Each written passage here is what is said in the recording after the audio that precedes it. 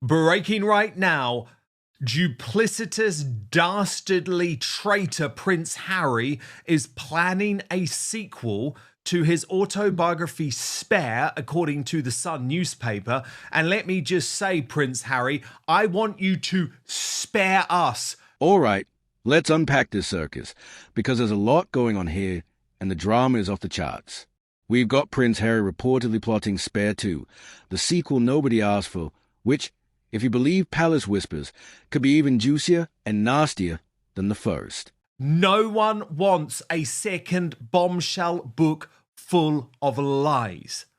But here's the Sun's reporting from their highly regarded royal editor, Matt Wilkinson, who reports today that Buckingham Palace aides are increasingly concerned Prince Harry is considering blasting the royals again in a new bombshell book. Courtiers fear the Duke of Sussex will hit out in the wake of his bitter High Court battle to win back taxpayer-funded UK security. Royal aides have observed strict protocols over the case as it effectively pits Harry and his legal team against the King. So senior royal circles were left astonished when Harry gave an interview to a newspaper, we'll discuss this in just a moment, following the latest two-day hearing. He said people would be shocked by what's being held back. Insiders said the explosive comments could be a veiled threat. And then a palace source added, there's a lot of worry that Harry could tell all in a book deal or even follow Meghan's lead and make a podcast. He's hinted he has discovered secrets during the hearings, particularly regarding the treatment of him and Meghan, that would shock us all. It's a veiled threat, essentially that he will tell all if it doesn't go the way he wants it to go. And the claims, according to The Sun, confirm a deepening rift between Harry and his father Charles, of course, the King, battling incurable cancer, yet didn't see his son on his visit to London. And by the way, totally endorse that decision. Brittany, editor of the Royal News Network, I can understand why Palace aides are terrified about this, because Harry is certainly threatening something. He's not going to win this case, Brittany. He doesn't deserve to win this case. There's no legal basis for him to win this case. Now, look, I could be proven to be wrong on that, but I would be very, very surprised. And it's almost like he is the little teenage boy throwing the toys out the cot, throwing another tantrum. And I do believe that there will be a tell-all. Obviously, Brittany, we do have to remember he is expected to deliver more books too. The deal was for 3 books. Yes, it makes sense that he might be considering another one. I mean, I just think, though, that the idea that we're all clamoring for the inside details of this, quote unquote, course case is a little ridiculous. I don't think anybody cares that much. But I mean, just think of the geopolitical implications if he happens to win this case, because he could go back to the United States and demand security from basically our taxpayers. And so I think myself as an American and so many others would be enraged by that idea. And I'm sure obviously the Trump administration would fight really hard against that. But I just don't think Harry deserves to win this case. I think his idea that we're all just so invested in him getting security or something like that is just absolutely just deluded. It's just delusion and ego ruling him and fueling him at this point. It is. And Brittany, you were actually at court. This is your brilliant... well, actually, we saw it before. Sorry, your brilliant exclusive photographs and also your video, which can be accessed on the Royal News Network on YouTube, of course. But Brittany, what did you learn? What was his demeanor like? What was the vibe like at court just before we get to this bombshell interview? The Sun's royal editor Matt Wilkinson says Buckingham Palace aides are properly worried Harry is gearing up to launch another scorched earth attack on the royals, especially now that his High Court fight for taxpayer-funded UK security has gone down like a lead balloon. And Harry isn't exactly calming those fears. In fact, he's been dropping what sound a lot like veiled threats. It was very interesting because I went there. I had arrived from my flight just that day, and I walked around to the courthouse to see if I could see any photographers, and there were plenty of them there. They had been there in the morning. They were going to wait until the afternoon. I heard a couple of them talking, some of the photographers who were just, frustrated by the idea of this case and Harry potentially getting security. And then because of this whole incident with some woman who was a Sussex supporter at the trial, they had to delay it for a bit. And so all the photographers who wanted to go home were really frustrated that it was getting delayed. I mean, he seemed, according to the pictures that I took, he seemed to be in good spirits.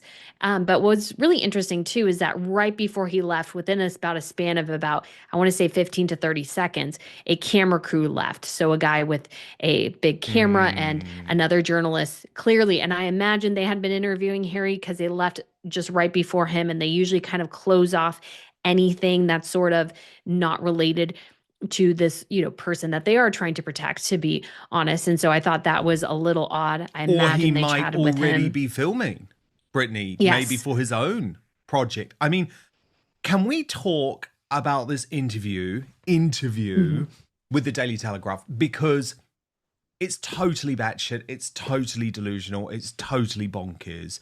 I'm just going to take you through it. Okay, so here's the headline. Prince Harry, police protection was withdrawn to trap me. Duke tells the Telegraph his worst fears have been confirmed by secret evidence heard in court over security.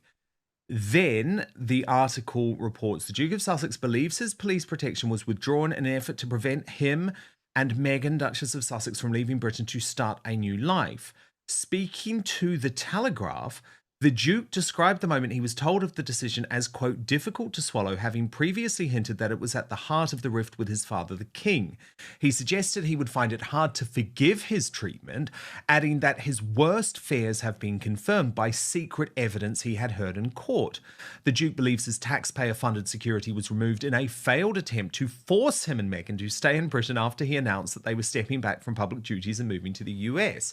Speaking as he left the Royal Courts of Justice following a 2-day appeal hearing over the decision, he said, "We were trying to create this happy house." The Duke and Duchess hoped that their own contentment would improve relations with the rest of the family. However, they viewed the removal of their security as a means of trying to force them back into Britain and establishment life by making visits to the UK as outsiders more difficult and potentially unsafe. In a sign of how important he considers the case to be, he suggested it was even more significant than a legal crusade against the tabloid press, which he had previously described as his life's work. He said, "This one always mattered the most."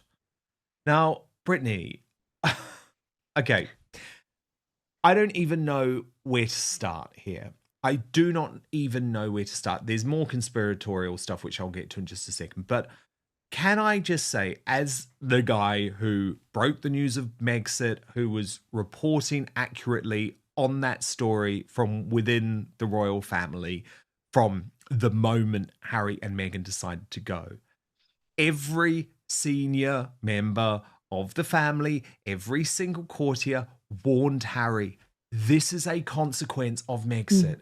Your security will go. That's just a fact. It wasn't a threat. It wasn't trying to get him to stay. It was just a reality. And he never accepted that. No, and he just seems to think that we all want to pay for his family's security and that we're all clamoring to see him protected, which is just not the case. Like, we want him to be safe, but the reality has always remained that if he shares his travel itinerary with the British government, there is a review that is conducted. If it is determined that there is a legitimate threat, then they will get a security detail while they are here. If not, then they don't get that detail. And so he will always be protected. Nobody wants anything to happen to him. But this idea that we are all going to be so interested in the intricate details of this case and are just so excited to hear about, the things that have been kept secret is just completely deluded at this point. I think he does himself no favors with the public by going on with such nonsense. And I think people are just really sick of it and really sick of him. Oh my God, yeah. Because the interview got weirder, Brittany. So the Telegraph reported the Duke suggested that he could forgive a lot since 2016, the year he met Meghan, but not what has been done during the legal process and why. He also suggested he was deeply unhappy with some of the evidence he had heard during the closed sittings of the court. People would be shocked by what's been held back, he said, adding that his worst fears have been confirmed by the whole legal disclosure in this case, and that's really sad. As the hearing came to an end, he admitted he was exhausted and overwhelmed by the process, which has consumed him for several years. Win or lose the appeal, the Duke is aware that he may not get what he wants. Even a victory would not force Ravik to rewrite its policy to suit the Sussexes. So it's like, Brittany, he is choosing to destroy himself. This is actually an example of deep mental illness because he knows the result will not change. He was warned that this was a consequence. And again, Brittany, let me just remind everyone, because I was doing all of this original reporting before Megxit came to fruition.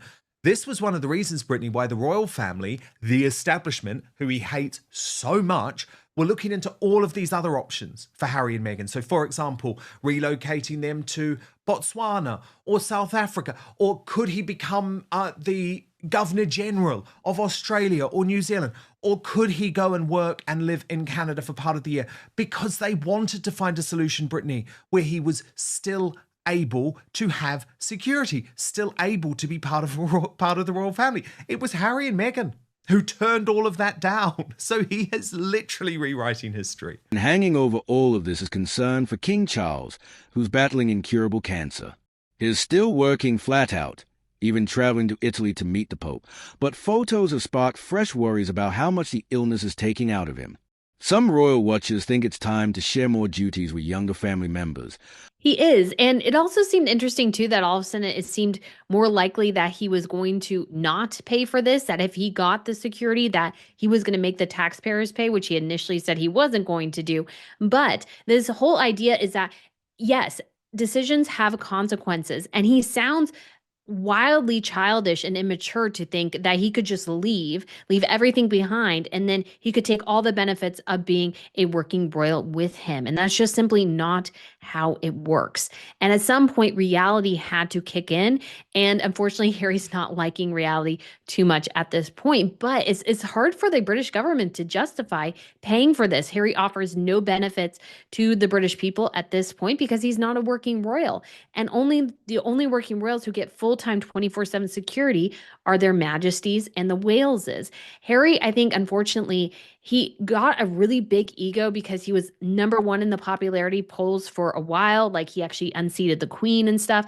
And so I think he really thought that he was so incredibly, incredibly important. And the reality is he's just not. He's just a cog really in a machine in a lot of ways. And yeah, his relevance was always going to diminish over time. That happens in all royal families. The Wales's kids will grow up and Harry will be unseated. And so he was actually just speeding up probably what was already going to happen to him and his family, but he just can't seem to accept reality at this point. And your cousins, Harry, your cousins, Beatrice and Eugenie, both had their security detail removed, something Prince Andrew was really unhappy about. And then I guess he thinks this is like a power move, Brittany. He makes this special visit to Ukraine. And of course, like, let's not get into the pros and cons of that war. But Harry has always used the Ukraine war to virtue signal, to make political points, to go against the US government, but let's just put that to one side. There's just a great irony there, isn't there? Showing that he is prepared to visit a war zone and seemingly not be concerned about his security. I know he thinks that's a big win because in his view, he's sort of saying like, oh, I'm safer in Ukraine than I am the United Kingdom. But again, that's just not the fact. No, and people, I'm sure he does believe that, but people looking at this rationally going, no, you just seem crazy if you're willing to go to Nigeria, Colombia, you're willing to go to Ukraine, like an active war zone in countries with, massive internal conflicts, and then you won't go to the United Kingdom. Like, there's just such a disconnect with reality in that instance. And I think it just damages his case so much more. And he keeps blaming his father for this case and how Ravik is not giving him what he wants, when the reality is Ravik is responsible to the taxpayers, to the people of the UK. They have to justify giving him and his family full-time security, and they can't justify it anymore. And Harry just seems to think that it's, the medieval times or something, and he should be able to demand something and have it happen. But he is, like we all are, responsible to the state, and the UK government just can't justify it, and rightly so. Brittany, there's another scandal brewing with Archewell. Surprise, surprise. I've tried to put a lid on it, but this was revealed by Paula Frolic on News Nation in the US. She's a pretty dogged reporter, actually, and known her for quite a few years. It was good reporting. So, okay, Brittany, they did the right thing in the end, but it's like, you allowed this to happen. Where is your due diligence? And actually, does that show you that they've only pulled the funding or turned on their decision because they were caught? It's like Archewell just seems to be an incredibly troubled organization, given the other donation that we know a whole load about has been investigated by the IRS because it was to Joe Biden's daughter. Well, I mean, their response is just bad. Oh, we didn't know that happened. It's like, how, or they didn't know what she said. It's like, how do you not know? How do you not know? How do you not research the organization? And we've seen this time and time again that Harry and Meghan do not do their due diligence. They do not do the appropriate research to find out more about what they are supporting or what they're giving money to and stuff. And it's just another example of this sort of terribleness that the two of them with their organization, it just seems to have no direction, no purpose. They just give money to a thing a time or two here, and then they just go, oh, well, I guess they said something bad, whoops. And it's like, that's not how this works. What is your guys' passion? What is your purpose? Because you claim again to want to change the world when it seems like it's always just about enriching yourself and doing the bare minimum in the process for others. Yeah, indeed. Now, can we talk about this Paris Match magazine cover, Brittany, which has posted a whole load of pictures, or bought a whole load of paparazzi pictures of Prince William and Catherine on a skiing holiday? Is that right? Though Charles seems determined to carry on at full pace. Let's not sugarcoat it. This isn't just a family squabble anymore. It's a full-on Cold War between the Sussexes and the Crown. If Harry and Meghan really do drop another bombshell, it could burn the last bridges they have to the monarchy. That means no way back, no protection, and no sympathy from the British public. Which leaves a big question. Are Harry and Meghan simply speaking their truth, or is this a dangerous game of royal blackmail? And will Charles move to strip titles before they do more damage?